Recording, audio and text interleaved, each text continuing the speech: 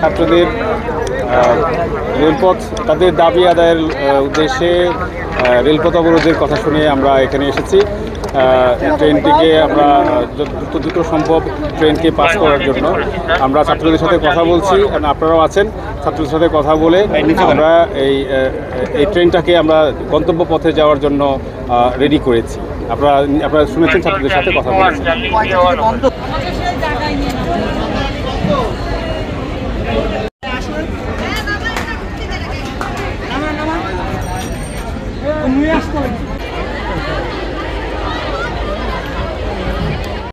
বাংলাদেশ কারিগরি ছাত্র আন্দোলন আমরা ছয়টা দাবি দিয়েছি। 1 নম্বর দাবি হচ্ছে জুনিয়র ইনস্ট্রাক্টর পদে ক্রাফট ইনস্ট্রাক্টরদের যে পদোন্নতি বিষয়টা, এটা আমরা চাই না।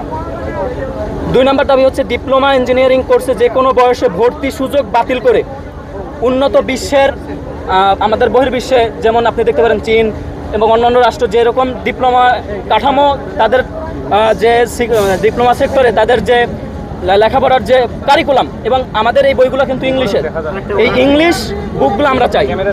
3 নম্বর উপ সহকারী প্রকৌশলী ও সমমান মানে 10ম গ্রেডে 4 বছর মেয়াদী ডিপ্লোমা ইন ইঞ্জিনিয়ারিং থেকে পাশকৃত ছাত্রছাত্রীরাই চাকরি করবে, কোনো জেনারেল স্টুডেন্ট এখানে আসবে না।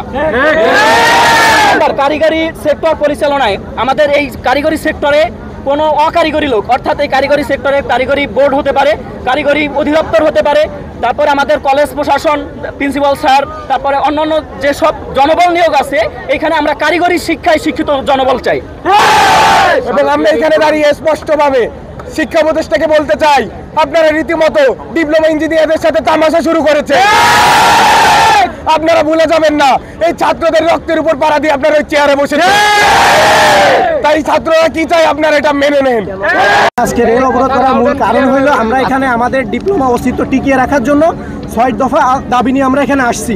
আমরা এই দাবিটা এখান থেকে আরও 6 মাস আগে থেকেই করে আসছি, যাতে আমাদের দাবিটা পূরণ হয়। এখানে আমরা জেলা প্রশাসকের কাছে স্মারকলিপি দিই, তিনি আমাদের আশ্বস্ত করে, কিন্তু বাস্তবে আমরা তার কোনো ফল পাই না। সেই ফল না পাওয়ার কারণে আজকে আমরা এই ট্রেনটা অবরোধ করছি। এখানে 10ম গ্রেডের যে কথাটা বলা হয়েছে, আপনি একটা এসএসসি পাশকৃত একটা স্টুডেন্ট কীভাবে আমাদের পড়াবে? সে একজন ল্যাব সহায়ক, সে ল্যাব পরিষ্কার করবে, মালামাল বুঝিয়ে দেবে, আমরা তার কাছ থেকে কী শিখবো?